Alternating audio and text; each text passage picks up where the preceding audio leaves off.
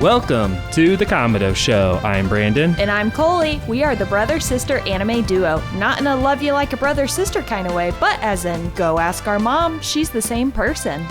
This show is an anime lover's safe haven catered toward the average anime lover, free from spoilers. This episode, we are going to be talking about Dragon Ball Daima, episodes 16 and 17. So let's get started. All right. So we start this episode off with the special forces. Is it called the Gendarmerie Special Forces, or what are they actually called? They don't specifically say, they just say special forces. All right. So we get their poses. Once again, get their Ginyu poses. Every single one. we don't have to do that again, do we? I hope not. I might not be as flexible as last time. That was a little rough last time. That was kind of a camera disaster. Yeah. It doesn't look as bad as what it was, like post edit, but our first take of it, Brandon specifically told me, do not run in front of the monitor. Where do I go immediately to go do those poses? I just get up out of my chair and run in front of the monitor. So what are you doing? I thought our main camera would capture it. No. It cuts off at the desk and you just like ran in front. I tried to play it off cool and the father was like, we just gotta redo this whole episode. That's my bad. Sorry. Hey, live and learn. Yeah. Well, now we know, but doing it off to the side, that worked. Yeah. It was a little rough. It was a learning experience. Yeah. Well, hey, we did it was fun. It was fun once. Yeah. Hey, this whole podcast has been a learning experience. Uh-huh.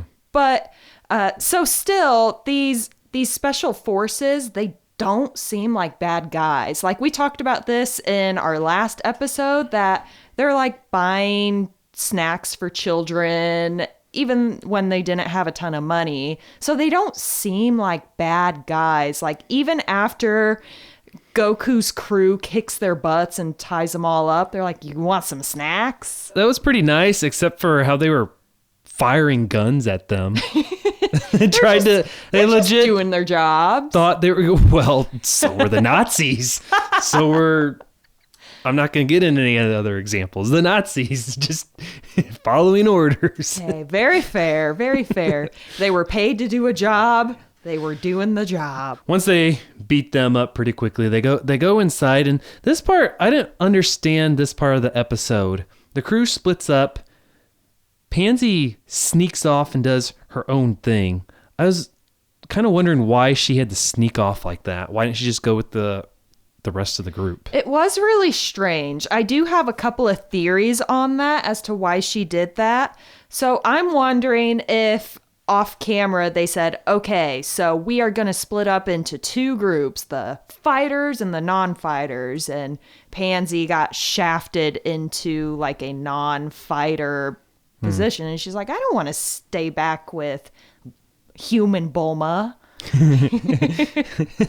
Well, I mean, there's others there, but yeah, well, and apparently Glorio had his own kind of ideas too, because if you think about it, when they came in to basically intercept or save Dende, she seemed equally as surprised when Glorio like fired. What did he do? Oh, he didn't fire a gun. He threw that little blobby thing. The hat. Yeah.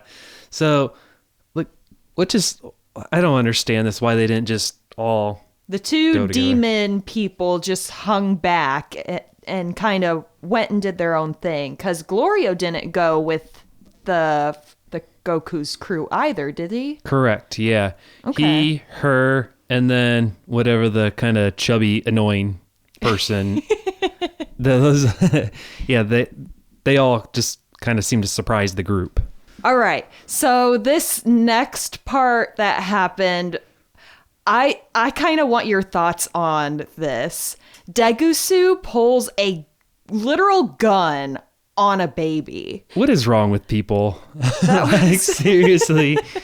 Oh my gosh. But he does want to be the Demon King, so it's he's not a nice guy anyway. But yeah, I don't know. Your thoughts? It was interesting that Degesu and Dr. Arinsu, from what we've heard previously, they both want to be the Demon King. They do have very different ways of going about achieving that goal.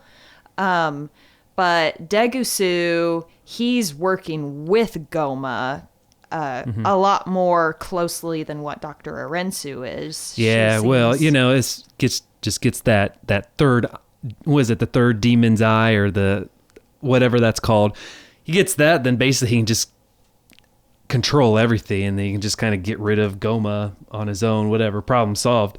But he says something along the lines of seeking a higher station is part of a Glen nature. So that kind of had me thinking, like, is that really kind of what they just part of their nature? It seems to be kind of true. Because the Glens are all Supreme Kais on in the outside of the demon realm back on Earth or whatever, Yeah, because Goku had said, "What do you even do, Supreme Kai?" That was funny. He's like, "What do you do?" Yeah, Supreme Kai didn't really pitch in until Majin Buu. He just let Frieza do whatever he wanted to. I'm like, you could have stepped in with Frieza. I mean, people died, man. Right? Yeah, like Frieza was several times even. Unless he couldn't get involved somehow with Frieza being considered to be a destroyer. I don't know if there was some kind of thing where he couldn't step in on that, get involved with that. But Majin Buu, being from the demon realm, maybe he felt like, okay, this definitely is not natural for this realm. We got to take care of Majin Buu, Deborah, Babidi. I don't know, maybe, but a lot of people from that realm were from the demon realms, and he didn't really hop in either. But maybe they weren't as big of a threat. Maybe like King Piccolo. Maybe he wasn't as big of a threat because that was just one planet. And planets get destroyed all the time. That's why you have a destroyer. So I guess it was a good thing that Pansy snuck off on her own and didn't stick with the non-fighter crew, because otherwise the situation with Degesu putting a literal gun to a baby's head could have ended very, very differently. So we have two different outcomes that could have happened here. It would have been either a baby shooting or a baby just... I don't know what a Namekian baby is like, if that would... What kind of damage that'd do to a Namekian baby, but they would assume they're a little stronger than... But yeah, either way. Either been killed or very, very injured, so not ideal circumstances. So, so then we see Gomah. He's trying to get the evil eye out of this belt, and he's trying all these different things to get it out. Once he gets it from the girl. Yeah, you see all these tools that almost are like kind of broken, just kind of laying off to the side, and he couldn't get it. And as the girl's looting. Yeah. It's like, I don't know. Wait, he just take a bathroom break, and that's the way he thought to do the toilet plunger? Or I what? think so. He's like, oh, a toilet plunger. That's a great idea. That'll work better than pliers, spoon, whatever, all the stuff he had out there. He tried a lot of different things. But I do want to ask you, and I want to kick this question off to our audience. Okay. So we see Gomah with all these different tools trying to get the third eye out. What unconventional tool would you use to try to get the eye out of the belt? Now, nothing you'd find in a garage. Okay. It's considered unconventional. I have something very unconventional here in mind for this. Recall from Hunter x Hunter, I think her name is Shizuku. She is from the Phantom Troop. She's the girl who has that... The vacuum girl? Yeah, the vacuum. That would be my tool that I would use to get the third eye out. I feel like that... Specifically her possessed vacuum? Yeah. Get it out that way. That's really funny. Yep. Okay. All right. See if you can beat that. Oh my gosh. I had in mind something so much simpler than what you do. You always find a way to get it back to anime in a sort of way. I was just thinking, hence the show. Butter. Okay. Just spread it around the eye and Yeah, lube it up. Lube it up. and there we go. But comment, let us know what unconventional tool you would use to get this eye unstuck at the Kamado show. All right. So Gomah finally does get the third eye out. And so yeah, I mean, he just grows from being this scrawny, chubby little, creature to, almost kind of looking like one of these guys from... It's a bodybuilder afterwards. Yeah, exactly.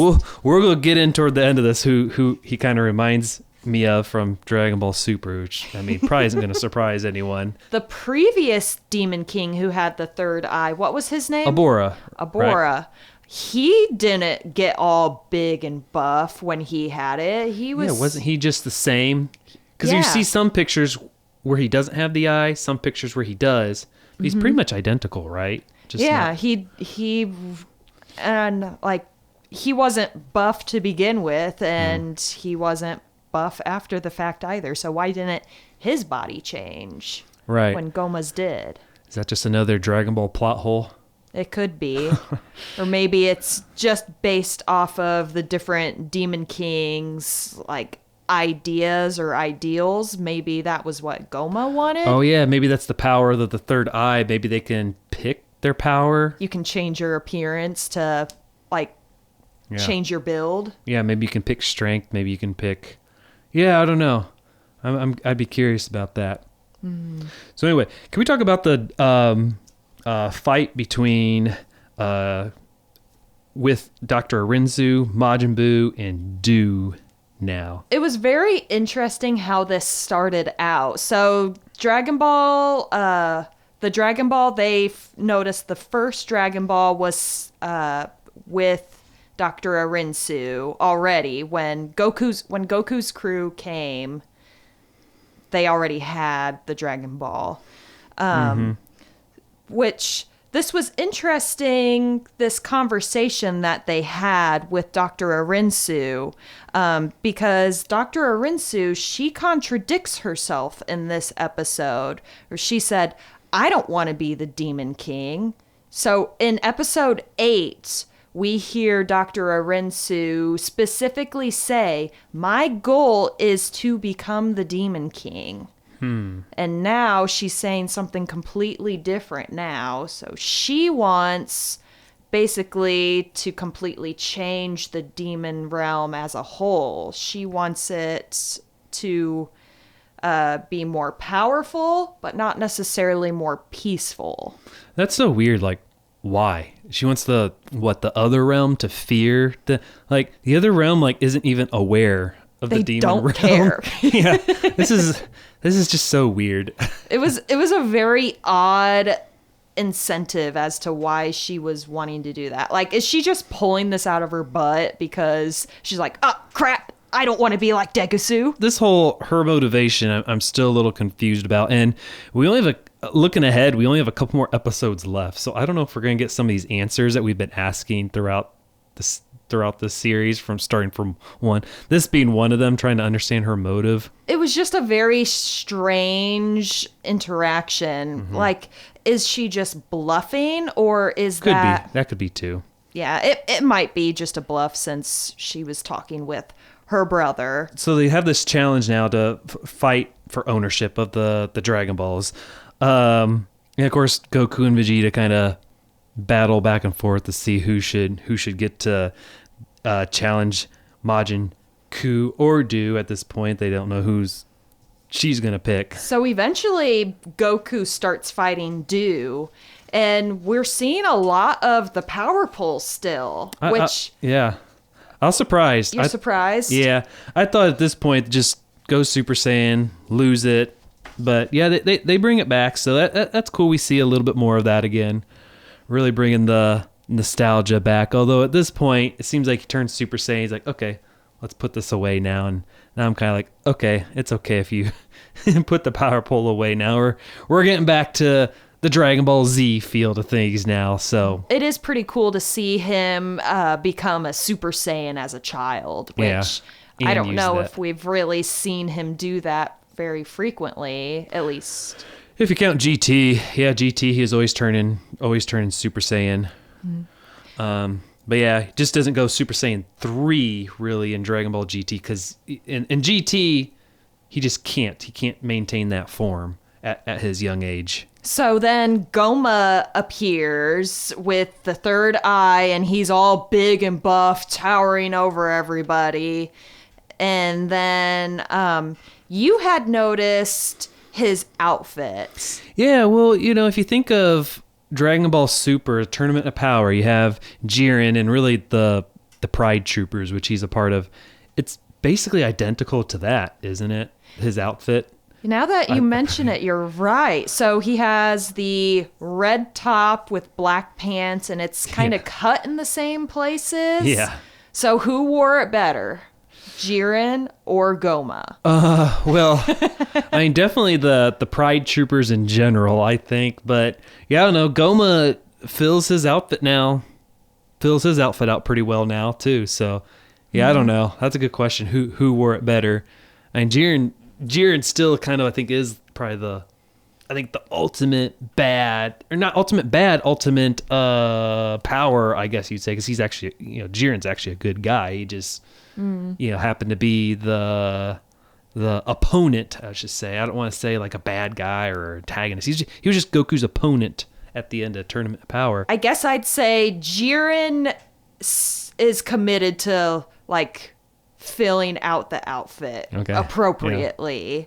Is what I'll say. He, like, the whole time we see him on screen, he still is always the same. So my vote would go for Jiren for who wore it better. Okay. And Jiren's a better guy too. Better guy. Who do you think would win in a fight, by the way, between Jiren and Goma in his new stage now? So Goma with the third eye versus Jiren as he is. Yeah, and keep in mind, we're only in this point in time, we haven't seen Goma's full power. We're only at episode 17, which is titled Goma. So there's more episodes. I think there's 3 more episodes left. So we don't actually know how strong Goma is entirely yet. Right now, none of their blows seem to hurt him. In fact, when they're fighting him, he keeps defending, blocking, punching back, but it seems like he's also, if he were to get hit, it doesn't seem like that even hurts him. Yeah. So right now I'm kind of wondering what's nothing seems to hurt him, which is also kind of how Jiren was. But Tournament of Power, I think they were going Super Saiyan God and that type of stuff, and still couldn't really do much against Jiren. So now, is it a 1v1 fight, or does Jiren get help? I think that's 1v1. Yeah. 1v1. Okay. I think if it's 1v1, I think Goma in his current state would win it. Oh, really? Yeah. Okay. It just seems like nothing anyone does has any effect on him. Okay. See, I'd go with Jiren. Yeah? Yeah, I'd go with Jiren. Well, because, so you think of, like when Goku goes Super Saiyan God, that's like stronger than his Super Saiyan forms, but he's at like base level again. It's like resetting his base. From there, he can go Super Saiyan again and just keep, transforming. So, how much does the power scaling increase exponentially at that point in time? And he still couldn't keep up with Jiren. He couldn't do it until he hit like Ultra Instinct. That was the only way he could fight, even like damage Jiren. So again, I want to see like the next episode, and we'll talk more on this once we talk about the ending with Goku here. But I want to see what happens in the next episode. See if they're able to land any blows that actually hurt Goma, then go back to this. So we see everyone kind of banding together to fight Goma. So it was like Dr. Arensu's crew versus Goku's crew, and now they're all like, oh shoot, common enemy. Like, set our differences aside for now. That's when we know it's serious. We got to take care of the Goma situation here. When the Saiyans say we need to team up, that's when oh, this shoot, is bad. this is really Yeah. bad. And it's super bad when Vegeta asks Goku for one of those bugs again. Yeah. Uh-huh. Yeah, so Vegeta sets aside his pride, and he's like, okay, I need the recover. I need a little assistance here. I did notice that Piccolo took off his cloak. I just love his fighter outfit. Yeah, without he's the gonna get cloak serious. on. That's when things are getting real. That they're about to throw hands and it's gonna get real serious. It's really cool seeing him in his child form in his battle gear. Yes, he's kept his hat and cape, cloak, whatever on almost his whole time, and it's like a few times I feel like he should have thrown it off to the side. Like, you see Goku and Vegeta turn Super Saiyan. I feel like he could have done his little thing where he throws off his weights, but I think they might be to the point where does that weighted stuff really weigh them down that much? Is Goku still wearing his weighted stuff all the time as well? I mean, it doesn't really talk. They don't really talk about that anymore. But I know most of Dragon Ball Z he wears his weighted.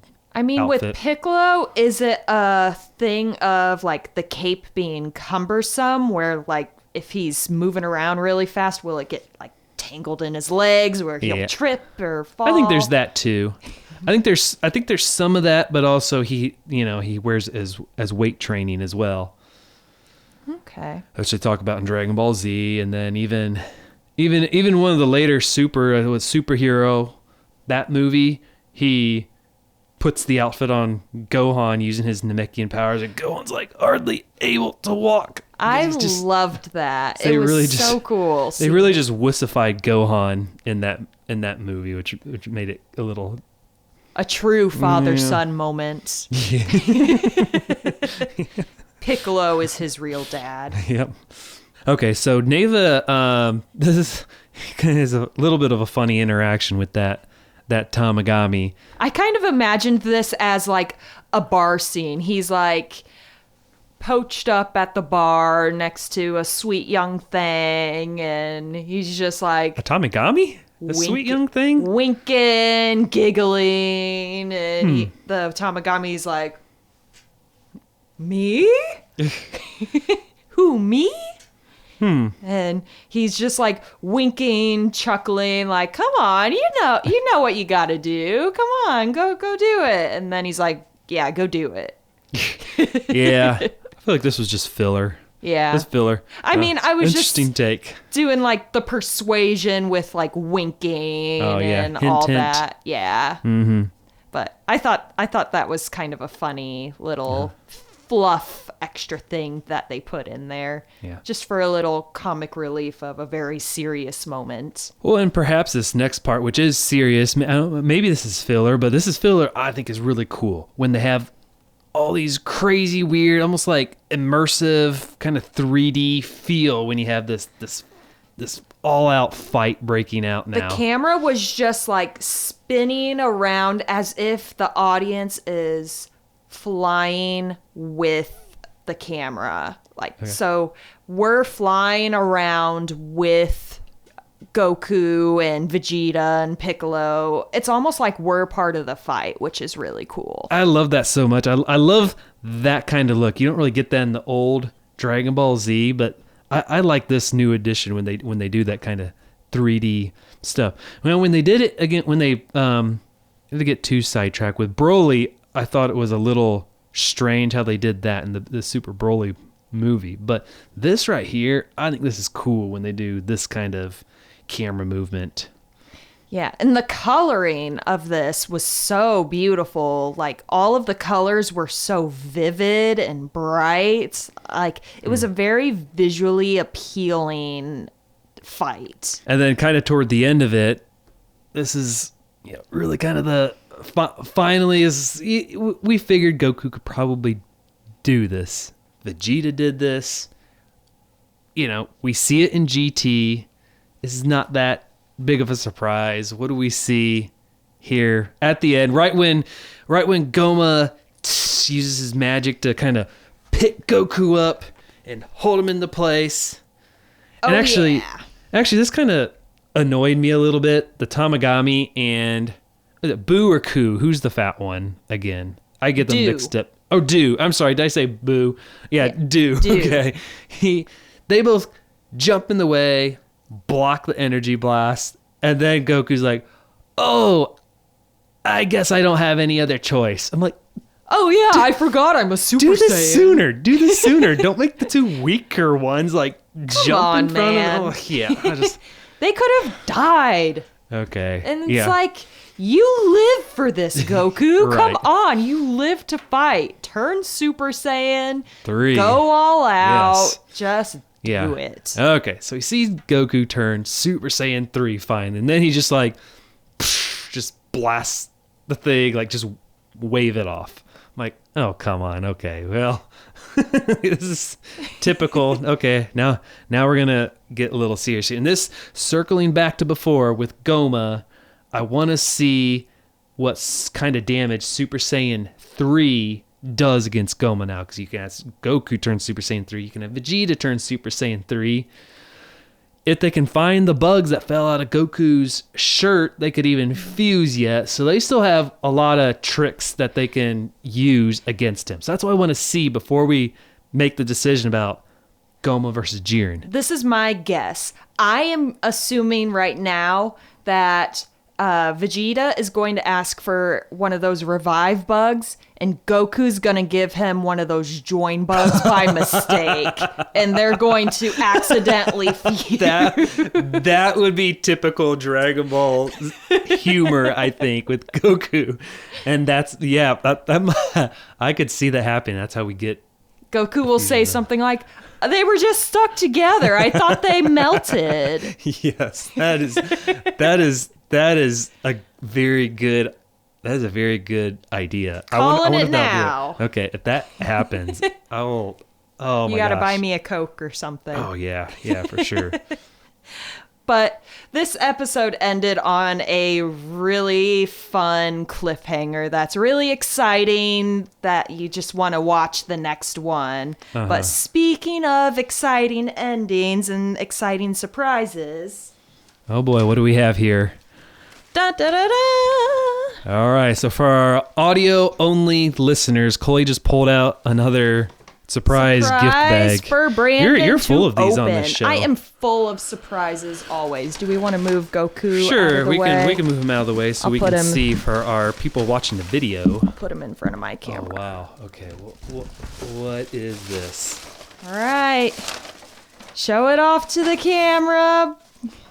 Flip it around a little. This was one of our Japan items when we were hitting up the arcades. He had like just a little loop tab on him, and it was one of those crane games. Oh, I gotta put them together. I wasn't expecting you to take him out and try to put him together on the show. This was we're at the end totally of our show, so we probably won't do this right here now. But so Goku's top half, bottom half. Maybe we have this as our centerpiece in the next show. Looks like he's ready to throw some kind of energy blast. Mm-hmm. And then this is probably the stand? Yeah, that's the stand. Oh, this is so cool. Up. So audio only listeners, you'll have to check this out online, watch this video portion, or...